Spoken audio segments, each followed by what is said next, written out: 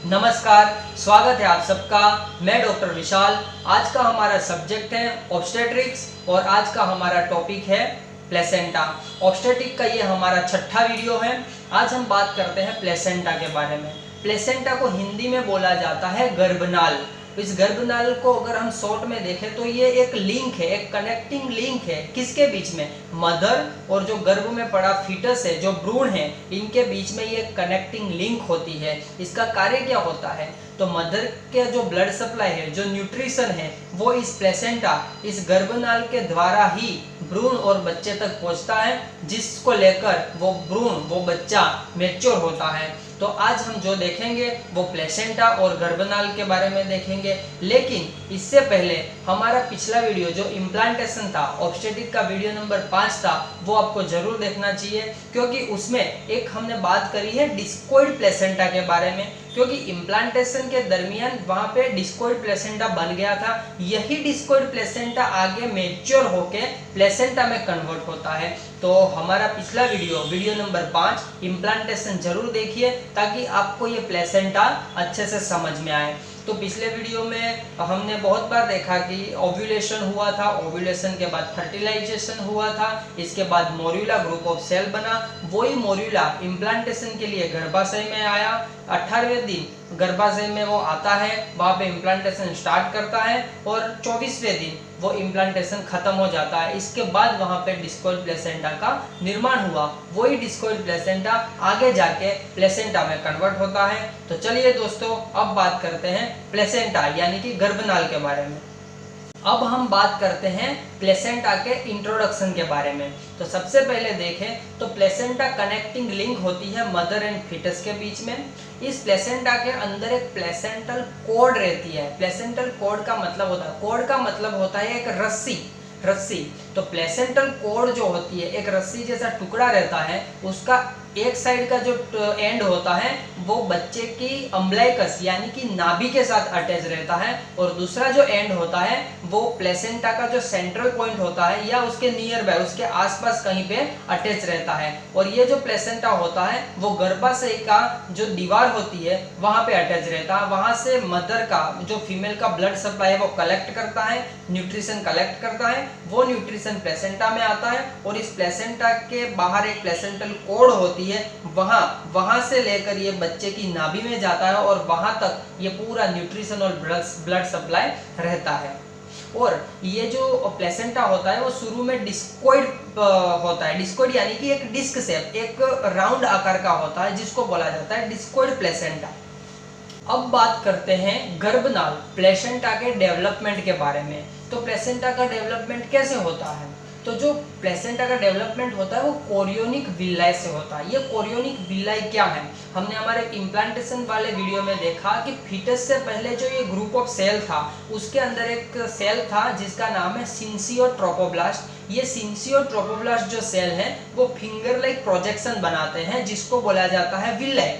ये विलाई जो होती है वो गर्भाशय की दीवार के अंदर घुसती है और मदर का जो ब्लड सप्लाई होता है उसको ये इसके साथ अटैच होती है और उसको कलेक्ट करती है। धीरे धीरे यही villi primary villi, secondary villi, tertiary villi ऐसे में कन्वर्ट होती जाती है और उसकी जो लेंथ होती है वो बढ़ती जाती है। और यही जो लेंथ का जो गुच्छा होता है, ब्लड सप्लाई का गुच्छा होता है, जिसको प्लेसेंटा बोला जाता है। तो ये जो प्लेसेंटा होता है उसका क्या रहता है कि छठे वीक यानी कि 1.5 जो महीना है प्रेगनेंसी का, वहां से ये प्लेसेंटा बनना स्टार्ट होता है और 12th वीक यानी कि 3rd मंथ तक ये पूरा प्लेसेंटा बनकर कंप्लीट हो जाता है। तो ये जो प्लेसेंटा को डेवलपमेंट होता है वो कोरियोनिक विलाई से होता है, जिसका हमने पिछले वीडियो में देखा हुआ है। तो ये जो प्लेसेंटा होता है उसके बीच में एक प्लेसेंटल कॉर्ड होती है। कॉर्ड का जो एक एंड होता है वो फीटस के एमनियोटिक लेयर क्या होता है? जो बच्चा फीटस होता है इसके आसपास एक पतली पन्नी जैसा एक गुब्बारे टाइप एक लेयर रहता है, जिसको बोला जाता है एमनियोटिक लेयर। उसके अंदर फ्लूइड होता है और उस फ्लूइड के अंदर बच्चा तैरता रहता है, तो उसको बोला जाता है एमनियोटिक लेयर। अब बात करते हैं प्लेसेंटा के मेजरमेंट के बारे में। ये प्लेसेंटा कद काठी में कैसा होता है?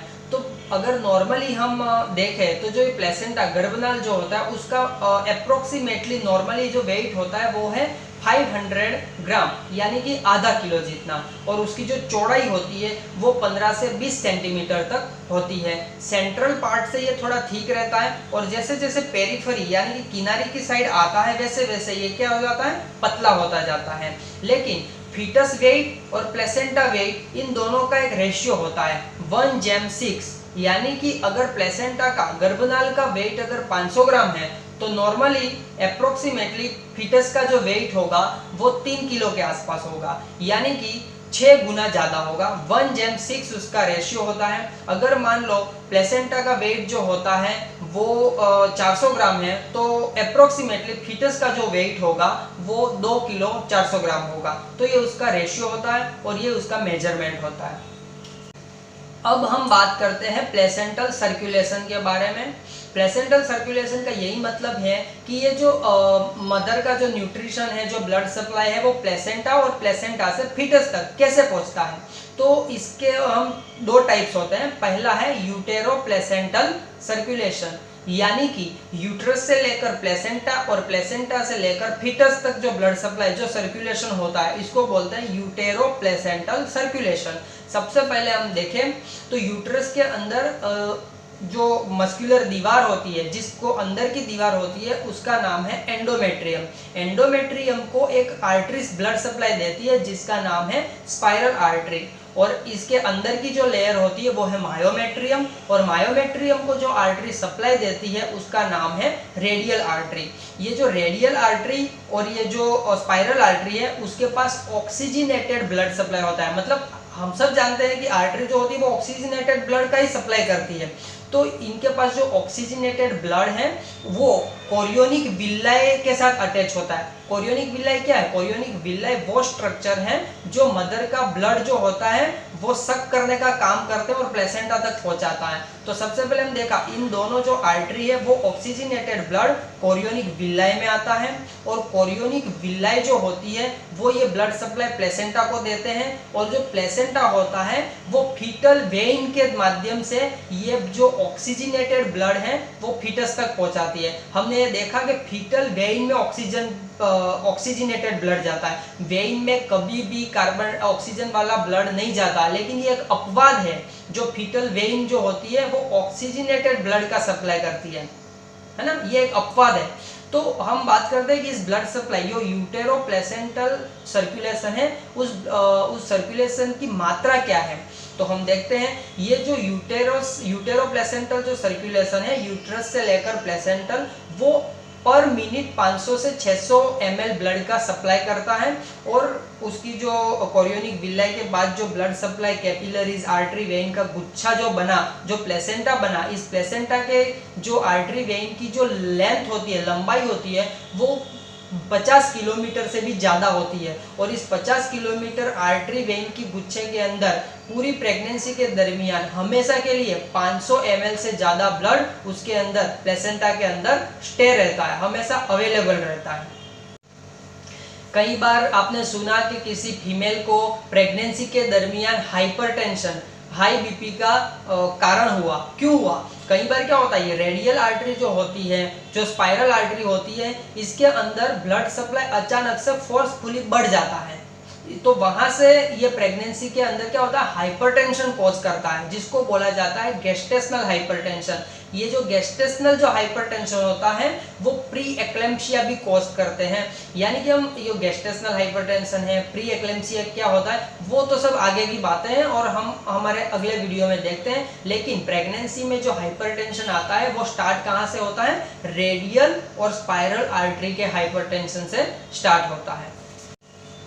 अब हम देखते हैं प्लेसेंटल सर्कुलेशन का दूसरा टाइप, कौन सा, फीटो प्लेसेंटल सर्कुलेशन। इसमें क्या होता है, फीटस से लेकर ब्लड सप्लाई कहाँ होता है, प्लेसेंटा, और प्लेसेंटा से लेकर यूटेराइन आर्टरी के द्वारा फीमेल तक होता है, तो उसको बोला जाता है फीटो प्लेसेंटल सर्कुलेशन। इसके अंदर क्या होता है, बच्चे के पास जो कार्बन डाइऑक्साइड CO2 वाला जो ब्लड था वो प्लेसेंटल कॉर्ड के अंदर एक आर्टरी है जिसका नाम है फीटल आर्टरी, उसके द्वारा कहाँ पे आएगा, प्लेसेंटा के अंदर। तो यहाँ पे भी एक अपवाद मिलता है, आर्टरी हमेशा ऑक्सीजन वाला ब्लड सप्लाई करेगी, लेकिन ये फीटल आर्टरी जो है वो कार्बन डाइऑक्साइड वाला ब्लड सप्लाई फीटस से लेकर प्लेसेंटा तक पहुंचाएगी और प्लेसेंटा जो है वो कोरियोनिक विलाई के माध्यम से कार्बन डाइऑक्साइड वाला ब्लड फीमेल को देगा। तो ये होता है फीटो प्लेसेंटल सर्कुलेशन। अब हम बात करते हैं प्लेसेंटल फंक्शन के बारे में। इस प्लेसेंटा का कार्य क्या है? तो सबसे पहला और इम्पोर्टेंट कार्य है न्यूट्रिशन सप्लाई। मदर का जो ग्लूकोज होता है, जो फैट होते हैं, एमिनो एसिड होते हैं, विटामिन्स होते हैं, इन सारे न्यूट्रिशन का सप्लाई प्लेसेंटा के थ्रू फीटस को होता है ताकि फीटस ग्रो कर सके। दूसरा एक इम्पोर्टेंट कार्य है वो है रेस्पायरेशन, यानी कि फीटस की जो इंट्रा यूटेराइन लाइफ है, मतलब जो फीटस की यूटरस के अंदर जो लाइफ होती है उसको बोला जाता है इंट्रा यूटेराइन लाइफ। इस लाइफ के दौरान ऑक्सीजन और कार्बन डाइऑक्साइड का जो सप्लाई होता है वो भी इस प्लेसेंटा के माध्यम से ही होता है। प्लेसेंटा का तीसरा एक इम्पोर्टेंट कार्य है जिसको बोला जाता है एक्सक्रीशन। एक्सक्रीशन यानी कि वेस्ट प्रोडक्ट, मेटाबॉलिज्म का वेस्ट प्रोडक्ट। तो मेटाबॉलिज्म क्या होता है? मेटाबॉलिज्म को अगर हम हिंदी में बोले तो जिसको बोला जाता है चयापचय क्रिया। मेटाबॉलिज्म के अंदर दो प्रोसेस होती है, एक होती है कैटाबॉलिज्म और दूसरी होती है एनाबॉलिज्म।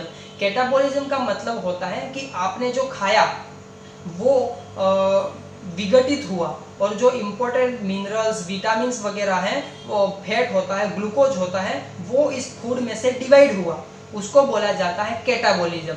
और यही जो ग्लूकोज है वो जीआईटी के माध्यम से एब्जॉर्ब हुआ और जहां उसकी ज़रूरत है, जैसे कि लीवर को, लंग्स को, जहां उसकी ज़रूरत है वहां तक ये पहुंचता है और वहां पे स्टोर हो जाता है, वापस से कंबाइन हो जाता है, इसको बोलते हैं एनाबॉलिज्म। तो ये जो कैटाबॉलिज्म और एनाबॉलिज्म जो प्रोसेस है, इन दोनों को मिला के बोला जाता है मेटाबॉलिज्म। तो एक्सक्रीशन क्या होता है? आपने जो खाया वो जो जरूरी था वो तो ले लिया, तो कैटाबॉलिज्म हो गया और स्टोर हो गया, एनाबॉलिज्म हो गया। लेकिन खाने के साथ बहुत सारे वेस्ट प्रोडक्ट भी होते हैं, जैसे कि यूरिक एसिड, यूरिया हो गया, वो यूरिन के माध्यम से बाहर निकलता है। जो फाइबर लाइक होते हैं वो स्टूल के माध्यम से बाहर निकलते हैं। तो ये जो वेस्ट प्रोडक्ट मेटाबॉलिज्म के दरमियान जो ये वेस्ट प्रोडक्ट निकलते हैं उसको बोला जाता है एक्सक्रीशन। तो ये जो मेटाबॉलिज्म की जो प्रोसेस है वो फीटस के अंदर भी होती है, तो वहां पे भी वेस्ट प्रोडक्ट निकल रहे हैं। तो मेटाबॉलिज्म का जो वेस्ट प्रोडक्ट है, एक्सक्रीशन जिसको बोलते हैं, वो भी इस प्लेसेंटा के माध्यम से ही फीटस से लेकर मदर तक बाहर निकलता है। प्लेसेंटा का एक और फंक्शन है वो है बैरियर फंक्शन। बैरियर का मतलब होता है रुकावट, यानी कि जो टॉक्सिक सब्सटेंस हैं, जो टॉक्सिन्स होते हैं, बैक्टीरिया होते हैं, वायरस होते हैं, इनको ये प्लेसेंटा फीटस तक जाने के लिए रोकता है, उसको किल करता है, जिसको बोला जाता है बैरियर फंक्शन। लेकिन 500 माइक्रोमीटर से जिनकी साइज छोटी होती है वो इस बैरियर को क्रॉस कर जाते हैं, जैसे कि रूबेला वायरस हो गया, मम्प्स वायरस हो गया। इनकी जो साइज होती है वो 500 माइक्रोमीटर से भी छोटी होती है। तो कई बार ये जो वायरस होते हैं वो प्लेसेंटल बैरियर को क्रॉस करके फीटस तक जाते हैं और प्लेसेंटा को इल करते हैं, बीमार करते हैं। एक दूसरा एक फंक्शन होता है, ये जो प्लेसेंटा होता है वो डाईएमाइन ऑक्साइड नाम का एक हार्मोन्स भी रिलीज करते हैं, जिसका ये कार्य है कि मदर का जो ब्लड सप्लाई है वो कई बार हाइपरटेंशन यानी बढ़ जाता है, इसको ये रोक के रखता है। प्लेसेंटा का एक और फंक्शन होता है इम्यूनोलॉजिकल फंक्शन। इम्यूनोलॉजिकल फंक्शन का मतलब होता है रोग प्रतिकारक शक्ति बढ़ाता है फीटस की, ताकि फीटस अच्छे से ग्रो कर पाए, तो रोग प्रतिकारक शक्ति बढ़े। तो ये इम्यूनोलॉजिकल जो फंक्शन होता है वो भी प्लेसेंटा का एक अच्छा रोल होता है। यहाँ पे अब हम एक इम्पोर्टेंट बात देखते हैं कि जो प्रेगनेंसी का 9 मंथ का जो पीरियड होता है उसके 3 ट्राइमेस्टर में डिवाइड किया होता है।